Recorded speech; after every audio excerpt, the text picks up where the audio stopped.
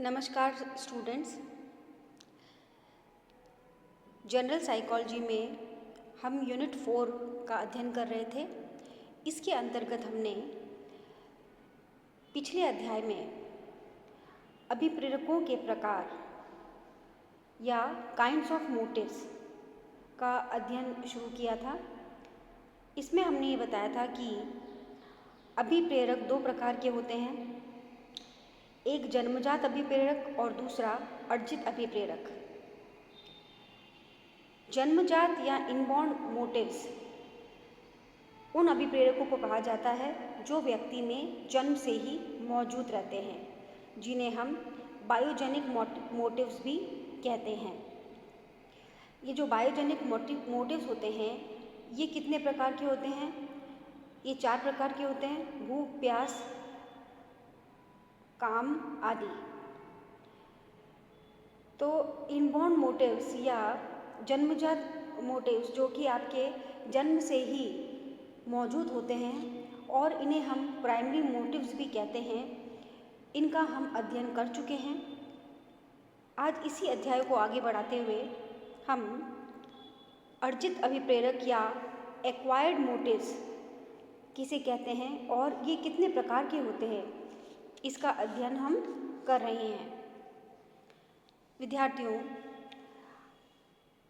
अर्जित अभिप्रेरक या acquired motives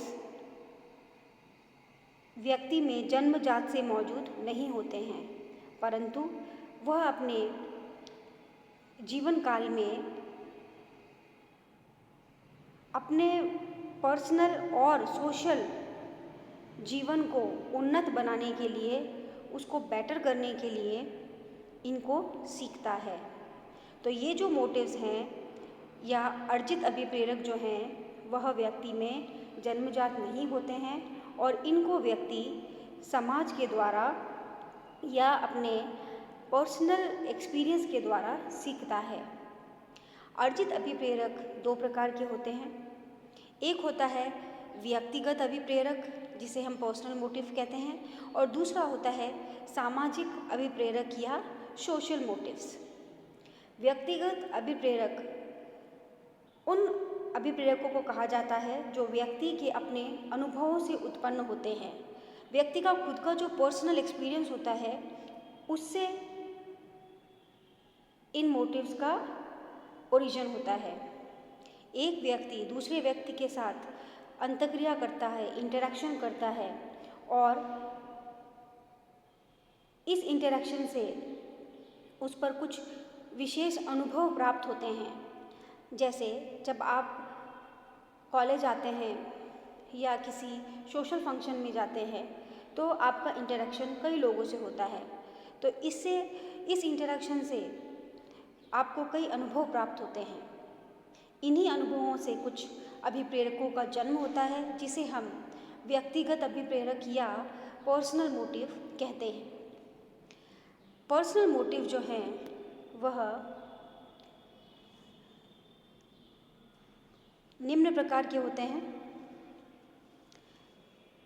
जैसे पहला है आकांक्षा स्तर या लेवल ऑफ एस्पायरेशन, दूसरा है अहम अंतर्ग्रस्तता ईगो इन्वॉल्वमेंट, नेक्स्ट है आदत या हैबिट।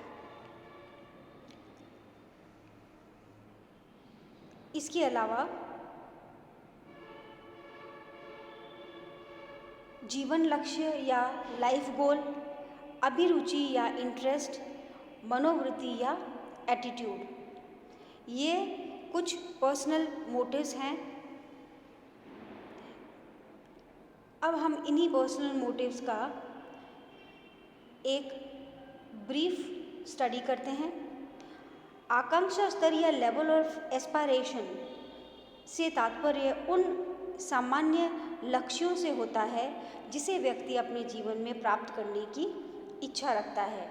आकांक्षा का मतलब ये होता है कि हम किसी चीज़ या किसी लक्ष्य को पाने की इच्छा रखते हैं और जब हम किसी लक्ष्य को पाने की इच्छा रखते हैं तो हम उसी के अनुरूप कार्य करते हैं। तो आकांक्षा स्तर या लेवल ऑफ एस्पायरेशन जो है वह आपकी किसी लक्ष्य को पाने की इच्छा और उसके अनुरूप कार्य करना ही या उसके अनुरूप व्यवहार करना ही लेवल ऑफ एस्पायरेशन है। जैसे इसे हम इस प्रकार समझ सकते हैं कि यदि किसी बच्चे की 12th में 60% अंक लाकर उत्तीर्ण होता है और वह ये सोचता है कि बीए में वह 70% अंक लाएगा, तो ये उस बच्चे का लेवल ऑफ एस्पायरेशन हुआ कि उसने एक लक्ष्य को निर्धारित कर लिया कि मुझे 60% मार्क्स 12th में मिले थे और अब मैं 70% मार्क्स लाना चाहता हूँ। तो कहने का तात्पर्य यह है कि आकांक्षा स्तर जो है वह आपकी उपलब्धि स्तर से हमेशा ऊंचा होता है, क्योंकि आपकी उपलब्धि 12th में 60% थी और अब आपकी आकांक्षा जो है वह 70% की है।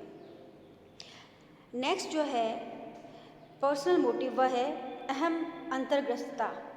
अहम अंतर्ग्रस्तता से तात्पर्य है कि एक ऐसी अवस्था से होता है जिसमें व्यक्ति कार्य करते समय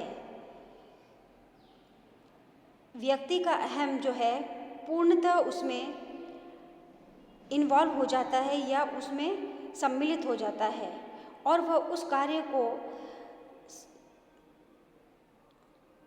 और व्यक्ति उस कार्य की सफलता तथा असफलता में अपनी असफलता या सफलता मानता है। जैसे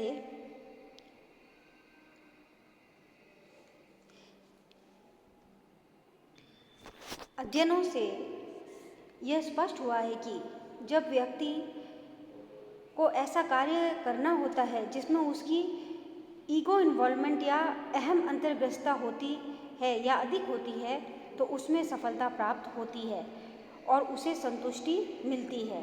और दूसरी तरफ यदि व्यक्ति को ऐसा कार्य करना पड़ता है जिसमें उसकी अहम अंतर्ग्रस्तता होती है परंतु सफलता नहीं मिलती, तो उसमें कुंठा या फ्रस्ट्रेशन उत्पन्न होती है।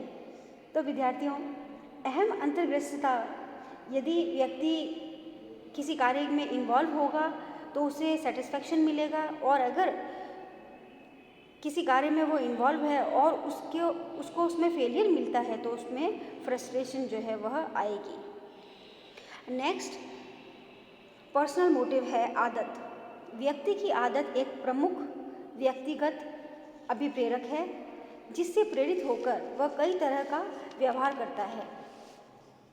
व्यक्ति की आदत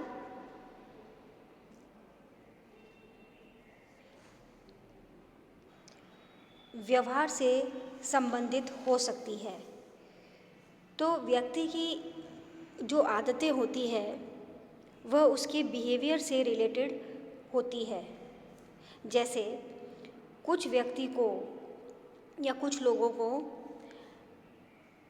आपने देखा होगा कि संगीत सुनने की आदत होती है और वे एक विशेष समय पर संगीत सुनना चाहते हैं। कुछ लोग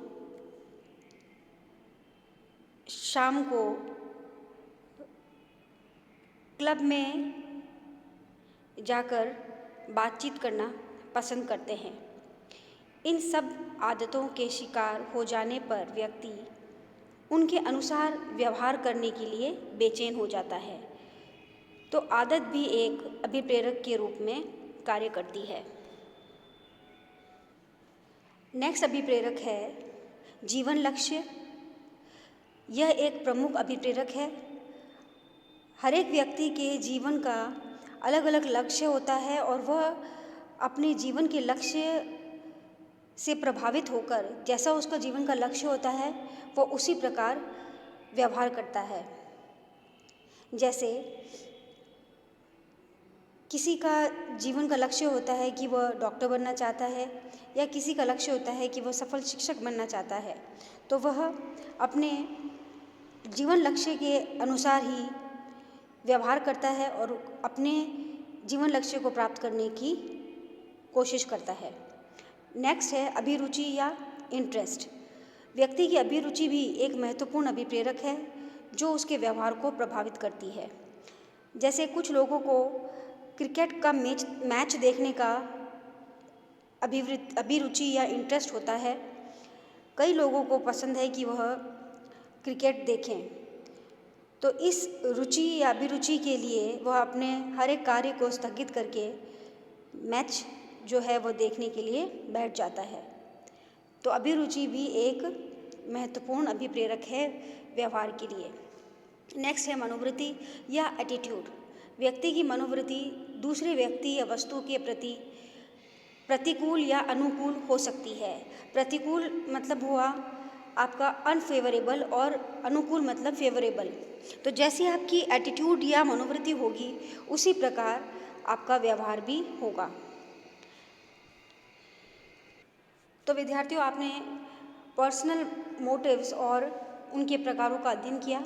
अब हम सामाजिक अभिप्रेरक या सोशल मोटिव्स का अध्ययन कर रहे हैं। सामाजिक अभिप्रेरक एक महत्वपूर्ण अर्जित अभिप्रेरक है और सामाजिक अभिप्रेरक से तात्पर्य हम वैसे अभिप्रेरकों से होता है जिनसे कि प्रेरित होकर व्यक्ति भिन्न भिन्न तरह के सामाजिक व्यवहार या सोशल व्यवहार करता है। तो सामाजिक अभिप्रेरकों के कारण व्यक्ति जो है वह सोशल बिहेवियर करता है। ऐसे जो अभिप्रेरक होते हैं उसी के कारण व्यक्ति परिवार के सदस्यों, पास पड़ोस आदि से एक खास ढंग से व्यवहार करता है। और सामाजिक अभिप्रेरक जो है वह निम्न प्रकार के हैं। पहला है आक्रमणशीलता या एग्रेसिवनेस। आक्रमणशीलता एक प्रमुख सामाजिक अभिप्रेरक है और इसके द्वारा एक व्यक्ति दूसरे व्यक्ति को शारीरिक रूप से घायल करने या शाब्दिक रूप से चोट पहुंचाने की कोशिश करता है। तो विद्यार्थियों, जो आक्रमणशीलता है इसके द्वारा व्यक्ति किसी दूसरे व्यक्ति को घायल कर सकता है या शाब्दिक रूप से भी वह किसी को हर्ट कर सकता है या दुख पहुंचाता है। इस तरह के अभिप्रेरक से प्रेरित होकर व्यक्ति दूसरों की धन दौलत को भी बर्बाद करने की पूरी कोशिश करता है। मिलर तथा डॉलार्ड 1939 एवं बर्कोविट्स 1964 द्वारा किए गए अध्ययनों से यह स्पष्ट होता है कि जब व्यक्ति में कुंठा या फ्रस्ट्रेशन का मतलब हुआ कि जब व्यक्ति कुछ पाना चाहता है या उसका कोई लक्ष्य है और उसे वो प्राप्त ना कर पाए, तो मिलर और डॉलर ने और बर्कोविट्स ने अपने अध्ययन किया और उसमें बताया कि जब व्यक्ति में कुंठा या फ्रस्ट्रेशन आ जाती है तो उसमें आक्रमणशीलता अधिक उत्पन्न होती है। तो विद्यार्थियों, दूसरा जो सोशल मोटिव है वह है सामुदायिकता या संबंध की आवश्यकता, जिसे हम ग्रेगेरियसनेस और नीड फॉर एफिलिएशन भी कहते हैं। विद्यार्थियों, आपको मालूम ही है कि व्यक्ति एक सामाजिक प्राणी है और वह समाज में रहना चाहता है। वह अपनी आवश्यकताओं की पूर्ति करने के लिए समाज में जुड़ना चाहता है। अपने आप को अन्य व्यक्तियों के बीच पाकर व्यक्ति सुरक्षित महसूस करता है। इसीलिए सामुदायिकता अभिप्रेरक से प्रेरित होकर व्यक्ति तरह तरह के व्यवहार करता है और यही व्यवहार उसके सोशल मोटिव को दर्शाते हैं।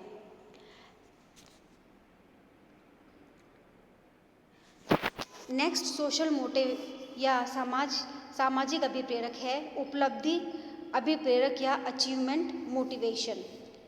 विद्यार्थियों, एक इम्पॉर्टेंट अभिप्रेरक है। उपलब्धि अभिप्रेरक से तात्पर्य है श्रेष्ठता का विशेष स्तर प्राप्त करने की इच्छा। जब आप एक गोल को सेट करते हैं और उस गोल में भी आप श्रेष्ठता का एक विशेष स्तर तक पहुंच जाते हैं तो उसे हम उपलब्धि अभिप्रेरक कहते हैं। जिस व्यक्ति में उपलब्धि अभिप्रेरक अधिक होता है वह जिंदगी में अधिक सफलता प्राप्त करना चाहता है। सभी व्यक्तियों में जो उपलब्धि अभिप्रेरक होते हैं वह समान नहीं होते हैं। कुछ व्यक्तियों में यह अधिक होते हैं तथा कुछ व्यक्तियों में यह कम होते हैं। मैकक्लेलैंड 1961 और एटकिंसन 1963 इन दोनों मनोवैज्ञानिकों ने इस क्षेत्र में महत्वपूर्ण कार्य किए। इन लोगों का मत था कि विभिन्न व्यक्तियों के उपलब्धि अभिप्रेरक में अंतर एक प्रमुख कारण, या जो उपलब्धि अभिप्रेरक के लिए हम कह रहे हैं कि यह व्यक्तियों में अलग अलग होता है, तो इसका जो अंतर है उसका प्रमुख कारण है कि बचपन में माता पिता द्वारा दिया गया स्वतंत्र प्रशिक्षण या इंडिपेंडेंस ट्रेनिंग होती है। जिस तरीके की बच्चों को परवरिश की जाएगी उस प्रकार ही उसका व्यक्तित्व का निर्माण होगा। स्वतंत्र प्रशिक्षण से तात्पर्य है माता पिता द्वारा बच्चों को स्वतंत्र रूप से कोई कार्य करने के लिए बल डालना। कुछ माता पिता जो है वो चाहते हैं कि उनके बच्चे अपने आप खेलने जाए, सही रास्ते को स्वयं ढूंढे तथा बिना सलाह या सुझाव के स्वयं ही कोई कार्य कर ले। और जिन बच्चों में इस तरीके की स्वतंत्रता होती है उनमें मैच्योर होने पर उपलब्धि अभिप्रेरक अधिक मजबूत होता है। और उपलब्धि अभिप्रेरक का अधिक मजबूत होने का तात्पर्य है कि वह अपने गोल्स को अधिक प्राप्त कर पाएगा। नेक्स्ट जो सोशल मोटिव है वह है सत्ता एवं सम्मान की आवश्यकता, need for power and Prestige. ये जो need for power and Prestige या सत्ता या सम्मान की आवश्यकता है, यह प्रत्येक व्यक्ति में होती है। वह चाहता है कि समाज में उसे उचित सम्मान मिले और इससे प्रेरित होकर वह कुछ ऐसे कार्य को करता है जिससे उसे समाज में ऊंचा स्थान मिल सके और लोग उसकी इज्जत करें। सत्ता की आवश्यकता भी इससे काफ़ी संबंधित है। जैसे एक नेता को सत्ता में बने रहने की आवश्यकता अत्यधिक होती है और उसके साथ ही उसकी यह भी इच्छा होती है कि उसे सभी जो अधीनस्थ व्यक्ति हैं जो उसके साथ कार्य कर रहे हैं वह उसे उचित सम्मान दे। तो इस मोटिव के कारण व्यक्ति का एक विशेष व्यवहार होता है और वह यह सत्ता एवं सम्मान की जो आवश्यकता है उसे पूरा करने के लिए विभिन्न व्यवहार करता है। तो विद्यार्थियों, आपने आज